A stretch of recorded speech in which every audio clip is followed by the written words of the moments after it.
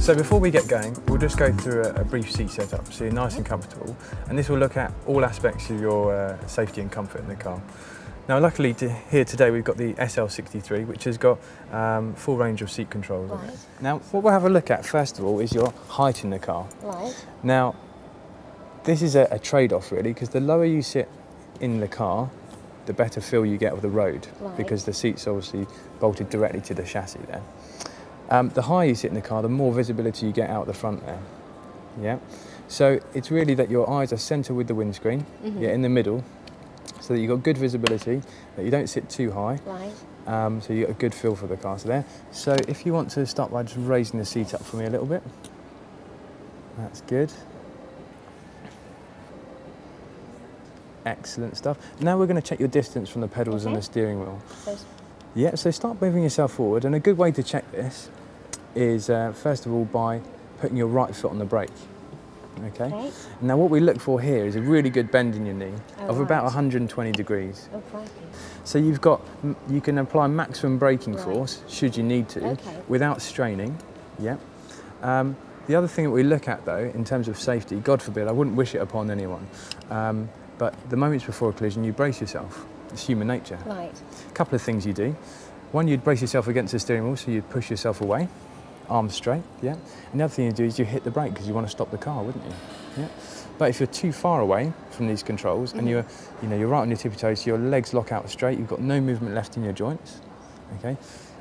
If the worst should happen, and any force coming out through the front of the car would feed up into your body there. Yeah. And if you've got your joints not bent, so none of the energy is absorbed by your joints there. Now we'll check your distance from the steering wheel, and with something called the wrist test. Okay, so what we're looking for here is the base of your wrist, just at 12 o'clock, so your hand hangs over. Excellent stuff. And then you know, when your thumb's at 9 and 3, so just holding onto the steering wheel, you've got a good bend in the elbow. Now have a look at the steering wheel height. Okay, and another good indicator for this is the instrument cover here. Okay, if it's in line with the top of the steering wheel, it means that it's not obstructing any view of the dials. Also looking at if it's too low to your legs, yeah, again it's going to impair movement as well. Okay, so moving on, we'll have a look at the headrest. And what we look for here is that your ear is roughly in the centre, so that's about right. We could move it down a little bit. There we go. So what might is just to the centre of the headrest there. So what we'll do next is we'll check the wing mirrors, and what you look for in the wing mirrors is the horizon centre, yeah, so not tilted too far up or too far down, okay, and about 2 inches of the car in the corner, so you can see to the back of the car, but the rest of it, all the outside. Okay. So we'll have a look at the seatbelt now. It's your primary restraint system. Your airbag is a supplementary restraint system. So it's important that it's fitted correctly, okay? It's to restrain you in the vehicle. So we have a look at the, make sure there's no twists in the belts, so just check through that. Excellent. And that is properly fitted snugly. So if you have, if you're in winter and you've got a big coat on, anything like that, take it off when you get into the car, okay? Because it basically acts as a buffer. The seatbelt is there to prevent you from having more than one impact. Right, okay. And so to make sure that it's just fitted nice and tightly. So you can always just give it a little pull, yeah, to make sure it's nice and tight there.